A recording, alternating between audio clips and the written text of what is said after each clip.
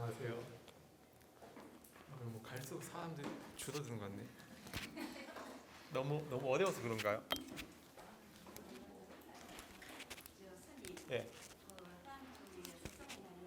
예.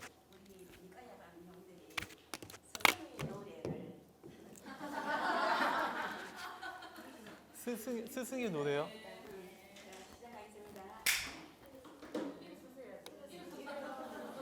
저 앉아 있으면 됩니까?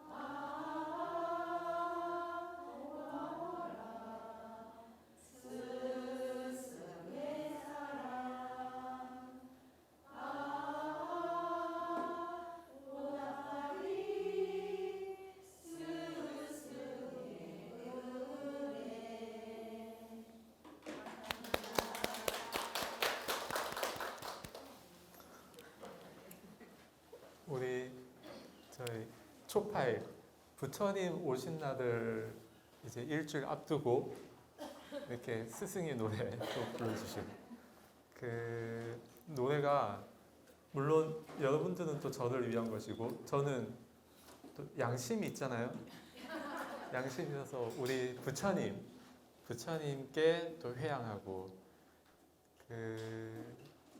또 부처님 덕에 제가 노래 듣는 거 아니겠습니까? 제가 뭐 해서 듣는 게 아니고, 우리 부처님, 그러니까 제가 오늘 이제 그 부처님이 어떻게 부처님이 되셨는지를 또 하기로 했잖아요. 우리 불교계에 이런 논의가 좀 더 활발하게 좀 생겼으면 좋겠어요. 지금 이제 오늘 할 이 부처님이 되는 길에 대한 것은 아마 뭐 몇백 년 동안 이야기가 거의 안 됐을 거라고 하잖아요. 이런 거를 초기 불교 쪽에서는 알고 있습니다. 왜냐하면 니까야나 이런 데 나오기 때문에. 그래서 알고는 있는데 초기 불교를 전문적으로 이렇게 세세하게 공부하는 그런 단체가 아니면 이야기가 거의 안 되고 있어요.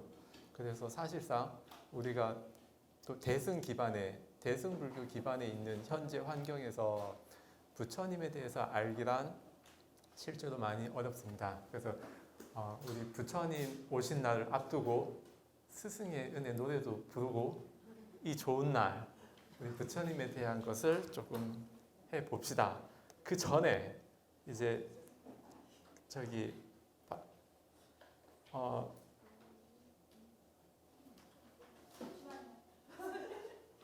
예?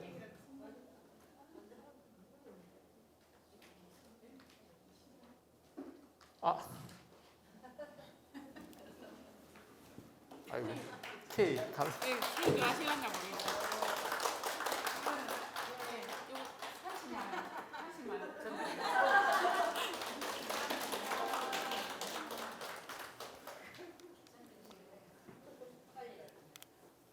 원 저는 스승의 은혜 노래 듣는 것보다 더 기쁜 일은 없을 줄 알았더니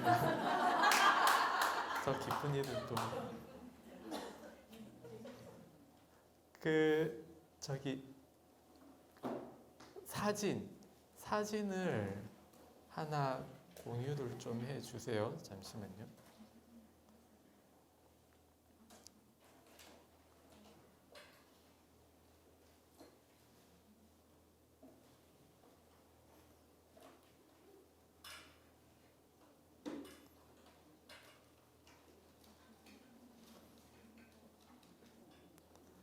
자, 이 사진을 보고 여러분들이 어떤 생각이 드는지 한번 봐보세요. 지금 잠깐 사진 보내드릴게요. 네, 이 사진을 단톡 단톡방에 공유를 좀 해주세요.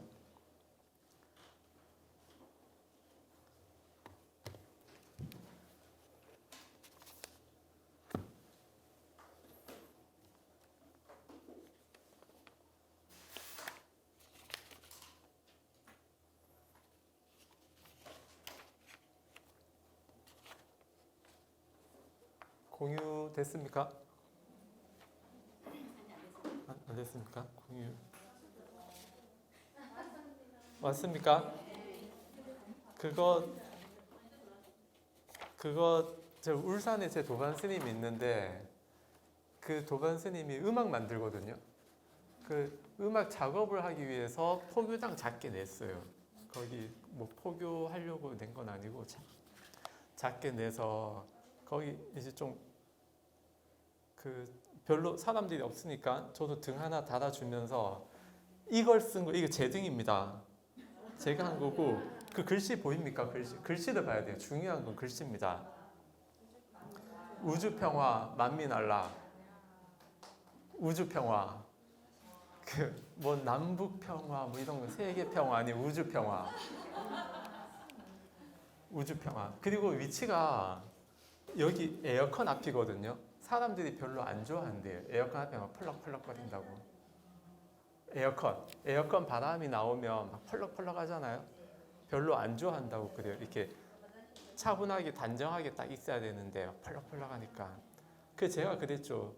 그러면은 에어컨 앞에 제 거 달아달라고. 왜냐? 우주 평화의 기운이 바람 타고 쫙쫙 나가게. 예, 저 해몽가거든요. 해몽가. 꿈보다 해석이라고 제 해석을 잘해요. 그래서 우리가 생각을 조금 크게 할 필요가 있습니다. 이게 뭐 현실성 없는 생각은 좀 무모한 생각이겠지만 우리가 부처님 3계 대도사 사생의 자유로운 아버지잖아요. 사생, 태란, 습화 우리가 존재가 태어나는 4가지 형태인데 모든 생명의 아버지라는 거예요. 자유로운 아버지 우리 부처님께서. 그래서 우리 예불할 때 늘 사생자부하고 하잖아요. 그렇게 넓게 이제 생각을 하면서 우주평화하면 약간 웃기게 보일 수도 있을 거예요. 근데 저는 웃기게 안 봅니다. 저는 3계 안락, 우주평화 다 할 수 있잖아요. 로또 1등보다 우주평화가 100번 낫지 않습니까? 현실성 있고. 그렇죠? 그래서 이렇게 우리 지금 당장 내 눈에 보이는 당장 앞에 것만 볼 게 아니라 넓게 우리가 그 생각을 해볼 수가 있겠다 싶습니다. 그리고 이 스님도 제가 우주평화할 때 만약에 이상하게 생각했으면은 안 달았을 거예요, 등을. 그렇잖아요. 이상하게 생각했으면 기도 열심히 안 할 거 아닙니까? 제 기도를. 제가 우주평화를 발언했는데 저의 기도를 간절하게 안 하고 그냥 장난처럼 생각했을 거 아닙니까? 근데 이 스님도 그럴 수 있다 이렇게 하고 제 거 옆에 자기 거 달았다더라고요. 그랬습니다. 그렇게 우리가 넓게 생각을 하면 좋겠다. 그래서 오늘 이제 부처님이 어떻게 이 세상에 오셨는가, 그것을 어떻게 준비를 하셨는가를 할 것이고요. 법문 한번 잘못하면 500생 동안 여우의 몸을 받고 그런다고 그래요. 그러니까 과보가 안 좋다는 거죠. 오늘 할 게 틀릴 수도 있습니다. 제가 토론하는 걸 별로 안 좋아해요. 제가 토론하는 업이 좀 있어요. 그러니까 상대방 상처 주고 본의 아니게. 저는 그냥 진실이라서 하는 건데, 예를 들면 뭐 제 커피가 3개 최고다. 진실이니까 말하는 건데 상대방은 상처받을 수 있단 말이에요. 그래서 대충만 내용만 파악하고 출처를 제가 기록을 안 해요. 일단 넘어가 버리는데 지금 이거 오늘 하는 내용에 대한 지금 이제 부처님 제7지에서 제8지로 해서 부처님 되잖아요. 근데 이게 니까야 내지 청정도론 이쪽에도 있거든요. 근데 그게 어디에 있는지 제가 지금 정확하게 몰라요. 그걸 찾기도 어렵고 그거를 제가 한번 찾아보고 만약에 찾게 되면 올해 말에 그러니까 수업 마치기 전에 그 내용을 하고 마치면 우리 부처님에 대해서 공부하면서 니까야 수업을 시작하고 부처님에 대해서 정리하면서 니까야 수업을 마치는 그런 것이 될 수도 있고 만약에 그것이 안 된다고 하면 내년 제 수업에 하도록 하겠습니다. 내년 수업도 신청을 해주시기 바랍니다. 그래서 이 내용은 오늘 수업의 의의는 이 내용이 꼭 맞다라기보다는 완전히 틀린 건 아닙니다. 아마 이렇게 조금 앞뒤로 약간의 오차는 있을 수 있지만 이 전반적인 내용은 맞아요. 그래서 혹시 나중에 제 사후에 저 영상이 이제 나갔을 때 논란되기 시대니까 영상이 나가면 저런 말은 하더라고요. 저기 이거 유튜브에 올릴 계획이 있다고 하더라고요. 나중에 좀 시간이 많아지면 하여튼 그때 되면 제가 뭐 잘못했다라는 것이 이제 검증이 들어올 거잖아요. 아마 지금 이 자리에서는 쉽게 검증이 안 될 겁니다. 근데 초기 불교를 좀 깊이 하셨던 분들 아니면 니까야 이런 거 세세하게 살펴보고 기록에 남긴 분들은 제가 하는 내용이 지금 맞는지 틀린지 아마 바로 검증 가능할 거예요. 그러면은 잘못됐다라고 비판을 받아도 좋은 거예요. 왜냐하면 이런 논의가 현재 거의 없었잖아요. 인터넷 쳐보면 안 나올 겁니다. 그래서 논의가 별로 없었던 것이 풍성해질 수만 있다면 좋잖아요. 저 이 한 몸 장작 삼아서 사람들이 부처님에 대해서 더 잘 알게 된다면 좋은 일이라고 생각합니다.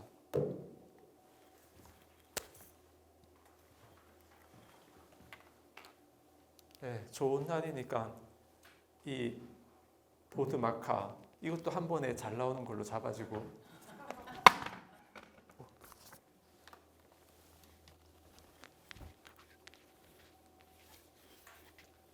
긴장은 제가 했는데 왜 마이크가 떨어지는지 모르겠습니다.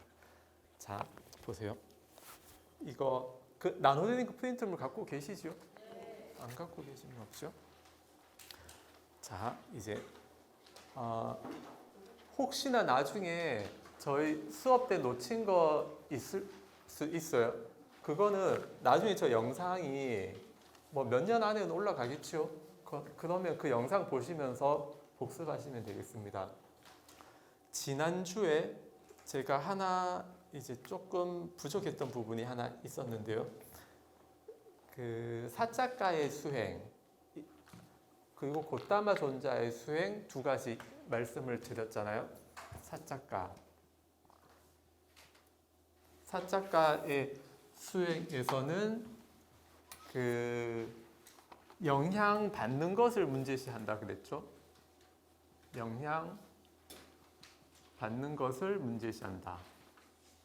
그래서 몸에서 생긴 괴로운 느낌 때문에 마음이 영향을 받으면 마음을 탓하고 이런 식으로. 근데 곧다마 제가 요즘에 계속 건강이 좋아지고 있어서 천재를 안 숨기고 그냥 쓰도록 하겠습니다. 곧다마 존자는 원인을 문제시한다 그랬죠. 원인을 문제시해서 한 가지 과거 수업 시간에 물론 이야기가 되었지만 한 번 더 짚고 넘어가자면 괴로운 느낌을 일으키는 뭐 단식이나 숨을 참는 것 있죠. 괴로운 느낌을 일으킨 그 원인, 이 원인을 보니까 불필요하더라 부처님께서. 그래서 고행을 버리죠. 그쵸? 고행을 버리죠. 그리고 선정, 초선부터 제4선에 드는 것이나 아니면은 신통력이 개발됐을 때 천안통, 숙명통, 누진통, 신통이 개발되었을 때 즐거운 느낌이 있었는데 그 즐거운 느낌에 마음이 제압당하지는 않았지만 그 즐거운 느낌은 다시 일어나도 좋은 즐거운 느낌이 이어서 버리지 않았잖아요. 그렇죠? 그래서 초선은 다시 들어가시고 부처님 인멸하실 때에도 마지막 열반하시기 전에도 초선부터 제8선, 제9선까지인가? 그거를 차례대로 올라갔다가 내려갔다가 마지막 4선정에서 인멸하시는데 그렇게 선정의 즐거움이 있는데 그 즐거움을 버린 것이 아니라 그 즐거움은 괜찮다라고 하셨어요. 그래서 고행은 별로, 수행에서 오는 즐거움은 괜찮다. 그럼 즐거움이 다 괜찮으냐? 그것도 아니지요. 대표적인 오용락, 재색, 식명수 5가지 중생이 누리는 5가지 즐거움이 있는데요. 그 오용락은 당연히 오용락의 즐거움은 인정을 안 하겠죠. 그거는 다시 할 필요 없다. 그리고 고통도 우리가 수행을 하다 보면 고통스러운 과정을 지나가야 되거든요. 앉아있기 고통스럽잖아요. 좌선한다고. 근데 그런 고통스러운 것은 내가 버릴 게 아니라 받아들여야 이익이 있다는 거죠. 그래서 고통 중에서도 미래의 이익이 기대되는 고통은 취하고 이익이 기대되지 않는 고통은 버리고 즐거움도 이익이 기대되는 즐거움은 취하고 이익이 기대되지 않는 즐거움은 버린다는 겁니다. 그래서 원인 자체를 따져보았다. 즐거움이나 괴로움이나 그 느낌 자체를 취하고 버리고가 아니라 이익이 되는지 이익이 안 되는지 이걸 따져서 취했다. 그 다음에는 이제 지혜의 개발로 가서 마지막 해탈하시죠. 그래서 지금 이거 우리 불교는 이렇게 철저하고 절대 뭐 괴로움 무슨 염세적 그런 게 아니다. 충분히 즐거움을 누릴 수 있게끔 한 가르침이다. 그거를 하나 짚고 넘어갑니다. 그렇고 이제 드디어 우리 부처님께서 어떻게 오셨는지를 이야기하는 시간입니다. 자, 한 장짜리 5월 1일 드린 한 장짜리 6번을 보시면요. 네, 한 장짜리 아비담마 길라잡이 청정도론 있는 한 장짜리 청정도론의 6번을 보면요. 저도 몇백 년 후에 저도 아마 알 거거든요. 지금 모르는 거니까 그냥 이렇게 철저하다 그런 분위기를 봐주십시오. 여기서 수순하는 지혜와 고토라부가 비록 하나의 전향을 가진 하나의 인식 과정에서 일어나지만 이들이 다른 대상을 가지고 일어나는 모습을 보여주는 좋은 비유가 있다. 이것은 이러하다. 그것은 이러하다. 자, 비유 한번 봅시다. 저 그림 못 그립니다. 과거 학교 다닐 때 계속 미술이라서 미 받았어요. 이쪽 언덕이 있고요. 이쪽 땅. 여기가 이제 열반의 땅입니다.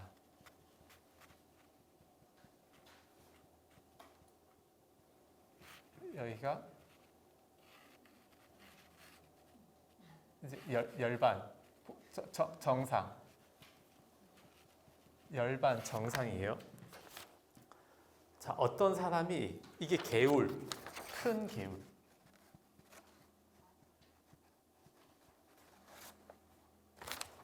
어떤 사람이 큰 개울을 건너뛰어 저쪽 기슭에 머물고자 하였다. 저쪽 기슭, 열반의 땅입니다. 그는 속력을 다해 달려와서 이쪽 기슭의 나뭇가지에 묶여 매달려 있는 여기 이제 나무 어떻게 그리죠? 아무튼 뿌리 나무 어떻게 그리죠? 아무튼 자 밑에 생략. 제가 여기 이제 나뭇가지가 이렇게 있어요. 나뭇가지가 여기 있고 나뭇가지에 밧줄이 달려 있어요. 밧줄. 자, 그는 속력을 다해 달려와서 이쪽 기슭의 나뭇가지에 묶여 매달려 있는 밧줄이나 혹은 장대를 잡고 껑충 뛰어 반대쪽 기슭으로 몸을 향하고 기울이고 기대어서 반대쪽 기슭의 위쪽에 이르렀을 때 그것을 놓아버리고 반대쪽 기슭에 떨어져서는 처음엔 그 몸이 비틀거리다가 서서히 안주하였다. 이와 같이 존재, 모태, 태어날 곳, 거주, 거처의 반대쪽 기슭인 열반 나오지요? 열반에 머물기를 원하는 수행자도 일어나고 사라짐의 관찰 등으로 속력을 다해 달려와. 여기서 이제 속력을 다해서 이렇게 띱니까? 속력을 다해 달려옵니다. 잘 그렸죠? 그러니까 제가 미술이 가가 아니고 미였어요. 잘 그리는 게 있으니까. 자, 반대쪽 기슭인 열반에 머물기를 원하는 수행자도 일어나고 사라짐의 관찰 등으로 속력을 다해 달려와 자기 몸이라는 나뭇가지에 묶여. 이게 바깥이 아니고 자기 몸이라는 겁니다. 자기 몸의 색수상행식, 색수신법, 오온이나 그런 거를 이제 몸이라는 나뭇가지에 묶여 매달려 있는 물질의 밧줄, 느낌 등의 장대 가운데 하나를, 그러니까 자기 몸에서 오온 중에 하나를 무상, 고, 무아라고 수순의 전향으로 잡고는, 지금 뛰어와서 이제 처음 잡는 거예요. 수순의 전향으로 잡고는 그것을 놓지 않고 첫 번째 수순의 마음으로 껑충 뛰어넘어. 여기서 이제 뛰어서 딱 잡아요. 잡고 두 번째 수순의 마음으로 열반을 향하고 이제 줄을 타고 타잔처럼 이렇게 쓱 지나가는 거예요. 이렇게 이 밧줄 수순의 마음으로 열반을 향하고, 열반으로 향하잖아요. 열반을 향하고 기울이고 기대어 저쪽 기슭을 위에 이른다. 여기 이렇게 딱 위에 이렇게 이르렀어요. 마치 몸을 저쪽 기슭으로 향하고 기울이고 기대듯이 마찬가지로 세 번째 수순의 마음으로 곧 얻게 될 열반에 가까이 가서, 이 열반에 딱 가까이 가요. 그 마음이 소멸함으로써 그 마음의 대상이었던 상카라들을 놓아버리고, 상카라, 물질이나 느낌, 밧줄, 장대, 이거를 놓아버리고 종성의 마음으로 상카라들을 여인 피안의 열반에 이른다. 종성의 상카라들을 놓아버리고 종성의 마음, 여기 이제 발판이 있는데 이 발판이 종성, 고뚜라부라는 거예요. 종성의 마음으로 상카라들을 여인 피안의 열반에 이른다. 이때 열반은 최종 정상의 열반이 아니라 열반이 확정된 시작의 상태입니다. 시작.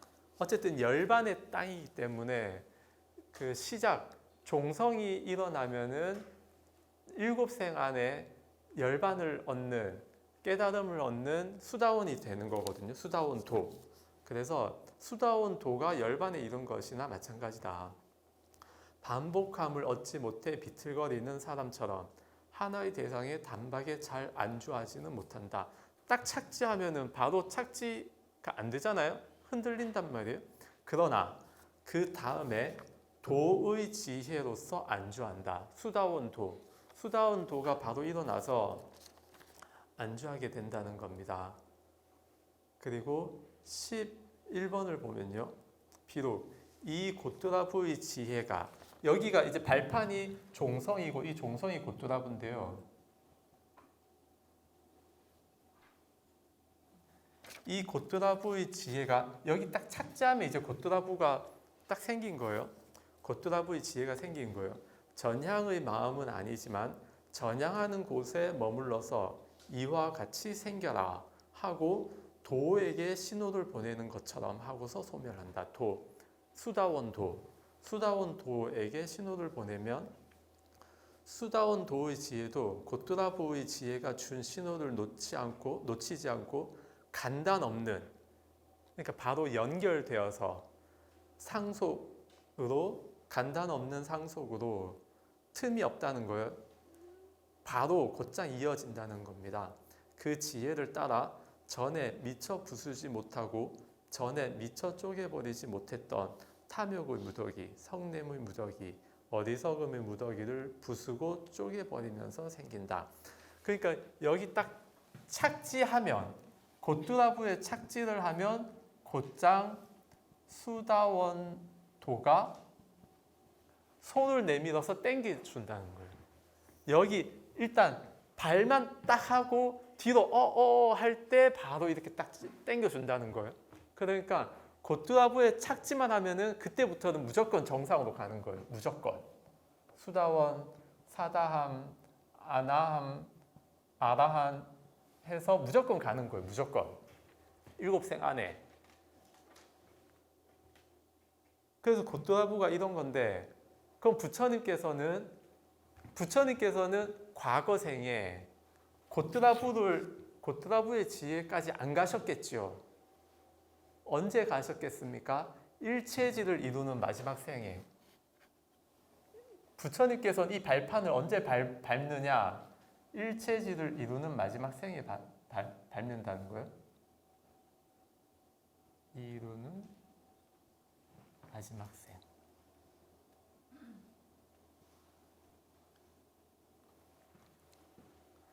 그 전에 이걸 밟아버리면은 일체지를 이루기 전에 아라한이 돼서 해탈해버린단 말이에요. 그러니까 일체지가 보장된 그 생에서 저걸 밟는데, 그럼 그 전까지는 어떻게 하느냐? 여기 또 나옵니다. 제7지에 또 나와요.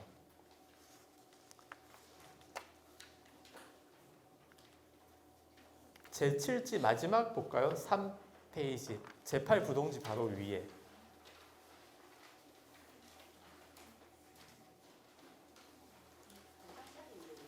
세 장짜리 3페이지.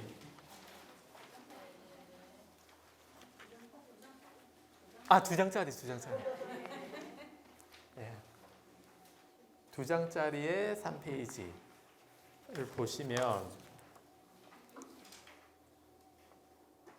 자, 금강장 보살이 대답하였다. 불자여, 보살이 제6지도부터 정멸한 선정에 들어가거니와 지금 이 지7지에서는 찰나찰나마다 들어가고 찰나찰나마다 일어나면서도 증하지는 아니하나니, 그러므로 이 보살을 몸과 말과 뜻으로 짓는 부사의한 업을 성취하고 실제를 행하지만 증하지는 않는다 합니다. 마치 어떤 사람이 배를 타고 바다에 들어갔으나 교묘한 방편의 힘으로 물의 재난을 만나지 아니함과 같나니, 이 지의 보살도 그러하여 바람일의 배를 타고 실제라는 바다에 다니면서도 서원의 힘으로 열반을 증하지는 아니합니다. 서원의 힘으로 열반을 증하진 않는다. 이 종성을 밟아버리면 열반을 증하는 것이 되잖아요. 그래서 이 수순하는 마음 첫 번째 잡고 뛰고 세 번째 해서 착지하기 전에 저기 밟으면 열반이네 하고 한 타임 빨리 딱 나버리는 거예요. 딱 떨어져요. 그래서 어디 떨어지느냐? 여기에 떨어져요. 여기. 얕은 개울.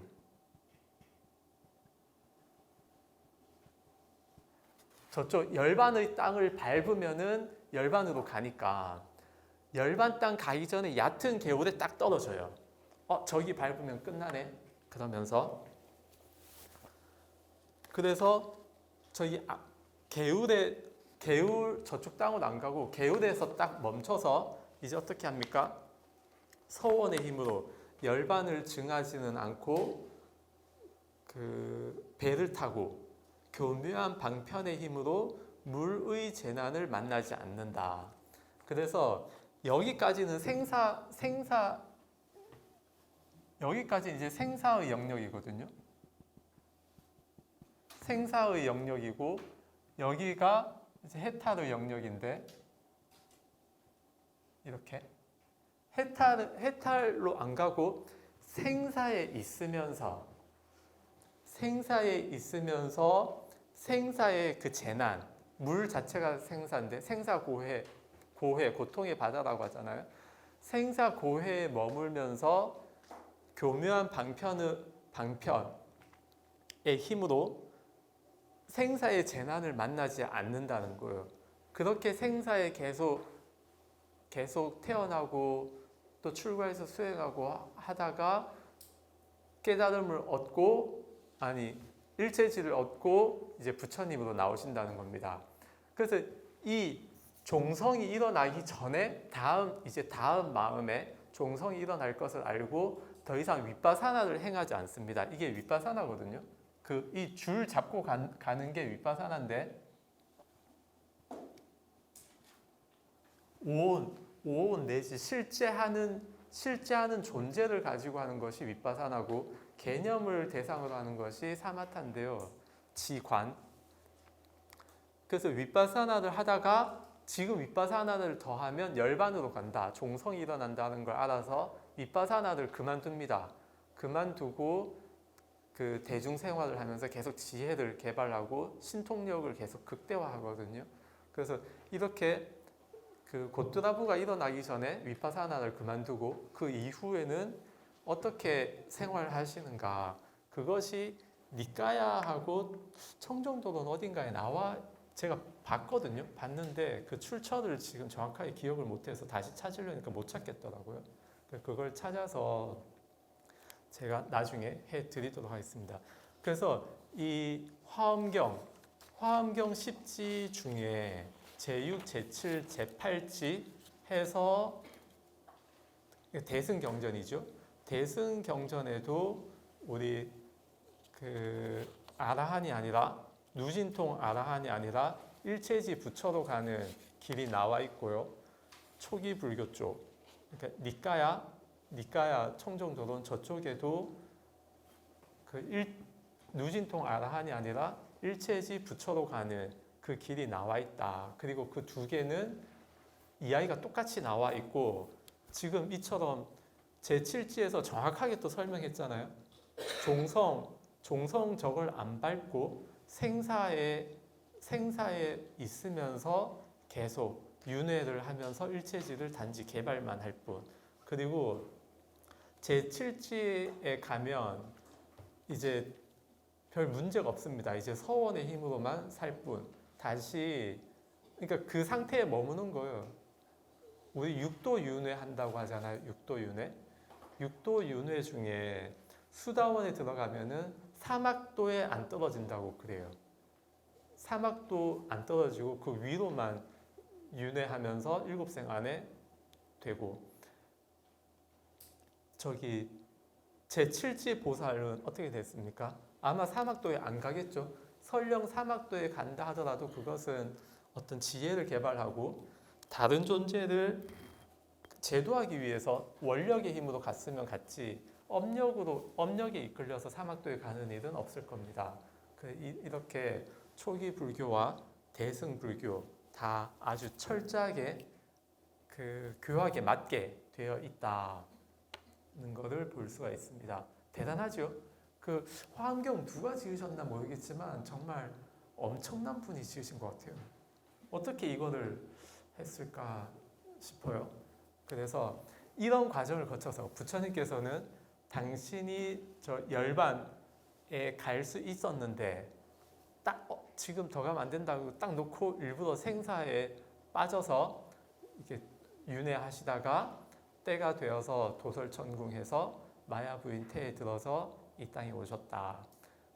저런 것도 있습니다. 부처님께서는 어떻게 어머니를 고르는가, 그런 것도 다 나와 있습니다. 재밌죠? 부처님 그냥 마야 부인 태에 들어간 게 아니고요. 어떤 조건들이 있습니다. 이러한 조건을 갖춘 어머니 몸에 들어가겠다. 그런 게 있습니다.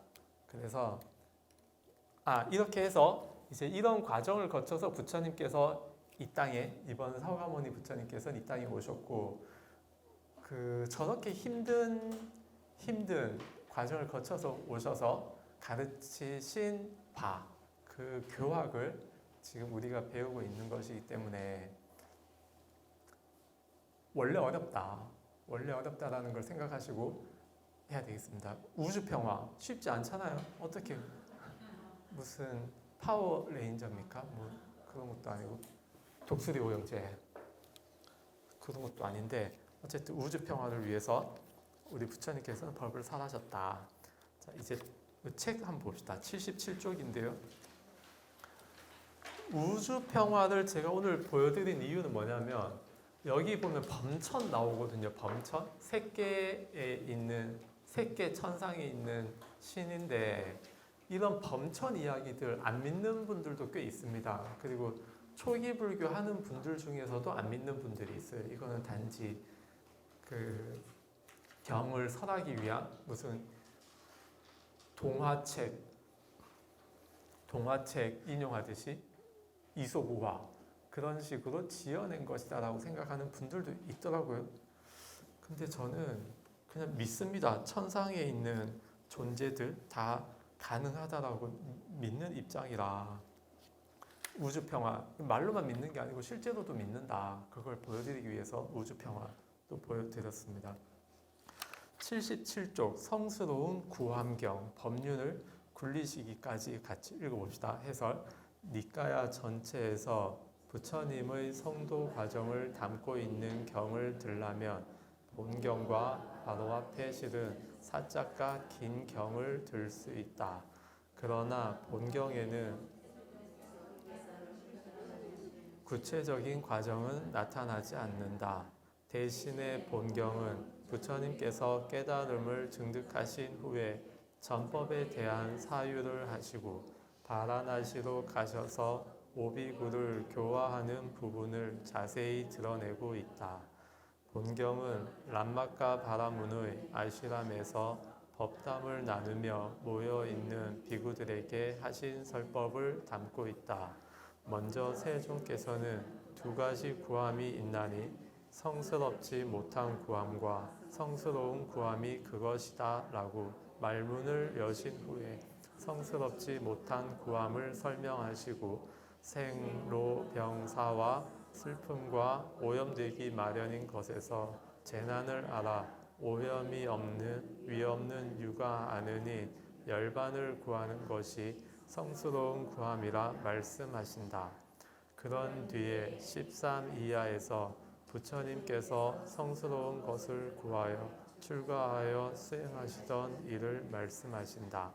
먼저 알라라 깔라마 회상으로 찾아가서 그가 가르치던 무소유처를 빠르게 증득하였고 다시 우타카 라마푸타를 찾아가서 그가 가르치던 비상 비비상처를 얼마 지나지 않아 증득하였지만 역시 같은 이유로 떠나셨다. 그 후 세존께서는 혹독한 고행을 하셨는데 이 일화는 M36에 나타나고 본경에는 나타나지 않는다. 이런 과정을 거쳐서 부처님께서는 마침내 위없는 유가 아는인 열반을 증득하셨다.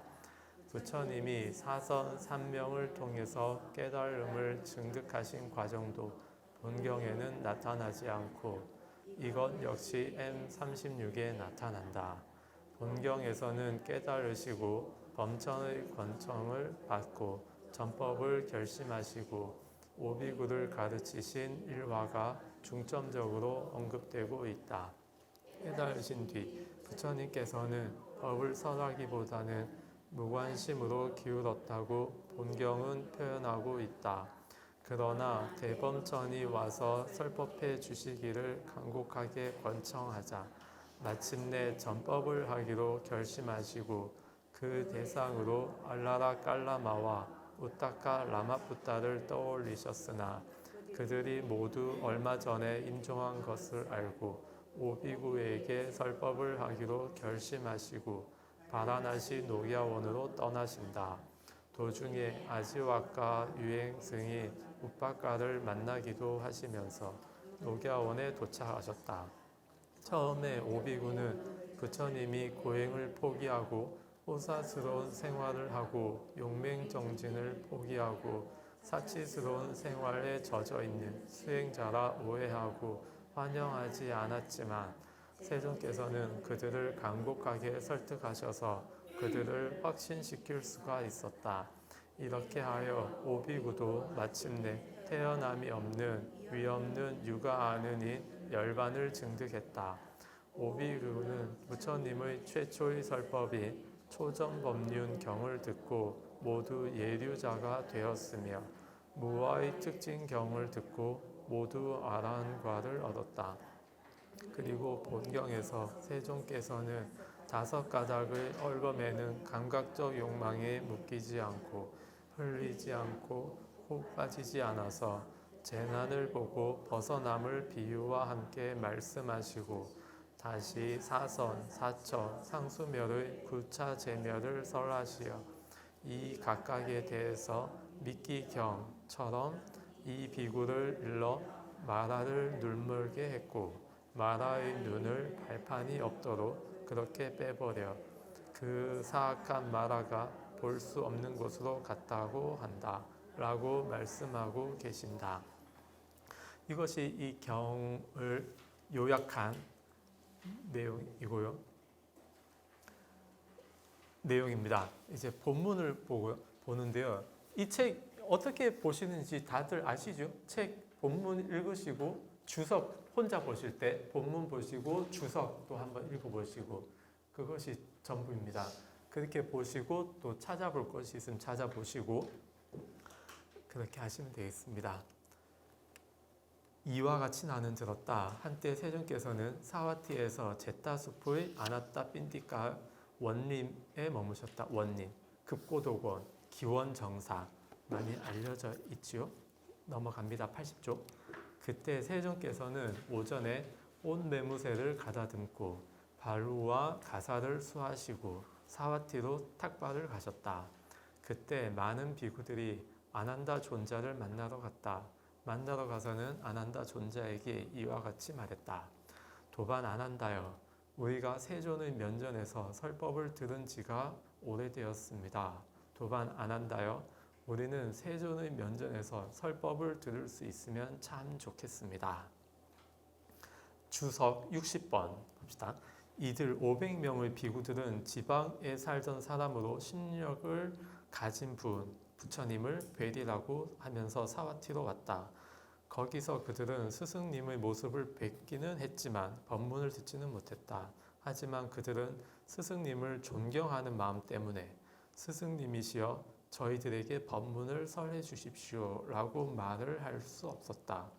부처님들은 존경받는 분들이시기 때문이다. 제가자분들 보면요, 스님들 만나거나 무슨 같이 이야기하거나 차 마시는 거 굉장히 어려워하는 분들이 있어요. 지금 여기 있는 것처럼 그래요. 근데 그렇게까지는 안 해도 될 것 같아. 그리고 아마 저 개인적으로 제 존경하는 분이 저희 이제 노스님이에요. 노스님. 저희 부석사에 계시는 근일 스님. 저희 노스님인데 강원 졸업할 때쯤 돼서 거의 갔어요. 부석사에 가서 이제 선언 가기 전에 화두 받으러 갔는데 인사드리러 가려고 하는데 오지 말라는 거예요. 다음에 뭐죠? 한철 살고 오라고 하는 거예요. 선언 가서 한철 또 살고 갔죠. 근데 또 오지 말라는 거예요. 그러니까 부석사에 살고 있거든요. 저도 부석사 안에 있었고 그냥 그 노스님은 그냥 저 방에 계시고 저는 그냥 문 앞에 왔다 갔다 하고 그 시자 스님한테 인사 좀 드리면 안 되겠느냐, 인사 좀 드리게 해주세요. 그러니까 그 시자 스님이 노스님께 말씀을 드렸는데 다음에 오라고 한다 그러는 거예요. 그걸 어떻게 하겠습니까? 더 떼쓸 순 없잖아요. 그 앞에서 밖으로 나오실 때까지 기다릴 수도 없고 좀 어려운 마음이 있습니다. 그래서 결국 어쨌든 인사는 드리고 그 공부 말씀을 듣고 했는데 스님께서 저한테 그러더라고요. 동중일녀가 되면 오라 그러더라고요. 동중일녀가 되면 와라. 그때 정말 화두가 필요하다. 그때 저한테 약간 묵조선 비슷하게 하고 또 열심히 하라더라고. 열심히 하는데 묘한 도리가 있다. 그 열심히 해야 바르게 할 수가 있거든요. 그래서 열심히 하는데 묘한 도리가 있다. 열심히 하라고. 그 이제 제 방에 나온 다음에 선언 나온 다음에 제가 그쪽 부석사 문중인 거 아니까 다른 스님들이 저한테 노스님 혹시 인사드렸냐고 뭐 그 공부 점검 받냐고 그래서 제가 그랬거든요. 동중일녀 되면 오라고 하시던데요. 그랬거든요. 그러니까 스님들이 그래도 가보라고 꼭 동중일녀 때까지 할 거 뭐 있냐 중간에 그 말씀도 듣고 해야 빨리 발전이 있지. 근데 저는 못 가겠더라고요. 제 스스로 이제 저의 위치를 아니까 이게 뭔가 어른 스님 뵙고 하면은 분발하는 계기는 되겠지만 지금 제가 방향을 몰라서 헤매는 게 아니라 제 자신이 더 열심히 하지 못하고 게을러서 헤매고 있는 것이지 방향을 몰라서 헤매는 것은 아니다라고 생각을 하고 있기 때문에 못 가겠더라고요. 어려워서. 어렵기도 어렵고 그래요. 그렇게 어려움이 있긴 한데 그런 또 뭐가 있냐면요. 제가 아까 우주평을 말씀드렸죠. 신비한 거 잘 믿거든요. 제가 만약에 열심히 하면 꿈에서라도 길을 알려주실 것이다 라는 믿음이 있습니다. 그래서 안 가는 거예요. 개인적으로 가고 싶죠. 노스님 가고 싶은데 가도 안 만나 주실 것 같아요. 다음에 동중이라 되면 오라고 다시 말씀하실 것 같아요. 하여튼 그렇습니다. 여러분들도 지금 우리 여기서는요 부처님께서 아마 일체지 타심통하고 다 있으니까 이 제자들 법문을 들으러 온 제자들을 다 살펴서 이렇게 중간 과정을 거쳐서 법문을 하셨을 것이고 여러분들 개인적인 어떤 배움의 기회가 있을 때에는 좀 잡는 게 좋습니다. 배움의 기회. 저게 뭐가 있냐면요. 우리 절에 저 이야기가 있어요. 제자의 입장에서 그 스승이 도도 없고 돈도 없다. 도도 없고 돈도 없다. 그럼 다음날 해 뜨기 전에 떠나라고 그래요. 해 뜨기 전에 빨리 떠나라고. 거기 도도 없고 돈도 없으니까. 거기 있어봐야 아무 이익이 없잖아요. 그러니까 빨리 떠나라고. 다음날 해 뜨기 전에. 그리고 돈은 없고 돈은 있다. 인사는 하고 떠나라고 그래요. 하직 인사는 드리고 떠나라. 그리고 돈은 있고 돈은 없다. 그러면 궁핍해도 거기 그냥 붙어 있으라고 그래요. 힘들지만 붙어 있으라. 도도 있고 돈도 있다. 쫓아보내도 나가지 말라고 그래요. 나가라 그래도 어쨌든 막 붙어 있으라. 절대 나가지 말라고. 쫓겨버리더라도. 그런 게 있습니다. 그래서 만약에 여러분들이 공부를 할 수 있는 기회가 된다. 그러면은 잡아야 돼요. 안면몰수하고 공부를 위해서 그 기회는 잡아야 됩니다. 그래서 무조건 스님들이 어렵게 느껴진다고 해서 멀어지면 공부의 기회를 놓칠 만큼 어려워하는 것은 이제 본인의 마음에 문제가 있을 수 있다. 그래서 공부의 기회가 있으면 잡는 것이 좋습니다. 81조 도반들이여 그렇다면 람마가 바라문의 아슈람으로 가십시오. 그러면 세존의 면전에서 설법을 들을 수 있을 겁니다. 해서 아난다 존자가 설법을 들을 수 있게 방법을 제시해 줍니다. 그러니까 이 500 비구들 그러겠습니다. 도반이여 라고 그 비구들은 아난다 존자에게 응답했다. 아쉬람이라고 하는 단어는 지금도 쓰고 있더라고요. 수행처, 사원 그렇게 쓰고 있어요. 지금도. 사람들이 모여서 함께 어떤 활동을 하는 곳 그렇게 쓰고 있습니다. 3번 그때 세종께서는 사와티에서 탁발하여 공양을 마치시고 탁발에서 돌아와 아난다 존자를 부르셨다. 아난다여 동쪽 원림의 녹자모 강당으로 가서 낮 동안을 머물자 해서 녹자모 강당을 가는데요. 녹자모 강당 주석 64번을 봅시다. 녹자모 강당은 위사카가 지은 강당이다. 그녀는 상인이었던 그녀의 아버지 미가라에 의해 어머니의 대접을 받았기 때문에 미가라 맞다 녹자모라고 불렸다. 그 일화는 다음과 같다. 위사카의 시아버지 미가라는 처음에는 니간타를 따르던 외도 니간타를 따르던 신도였는데 나중에 그의 며느리 위사카의 설득으로 휘장 뒤에서나마 부처님의 설법을 듣고 예륵과를 얻었다고 한다. 그래서 그의 며느리에게 너무도 감사하여 당신은 오늘부터 나의 어머니요 라고 했다고 한다. 그래서 그녀는 위사카의 이름보다 미가라의 어머니로 녹자모로 더 알려지게 되었다고 한다. 니간타를 따르던 신도였으니까 부처님 앞에서는 설법을 차마 못 듣겠고 그래서 휘장 뒤에서 이제 들었는데 설법을 들었는데도 예륵과를 얻었다. 이렇게 설법을 듣고 예륵과를 얻었다고 하니까 그 우리 선가에 언하대오 있잖아요. 말 한마디 듣고 깨쳤다.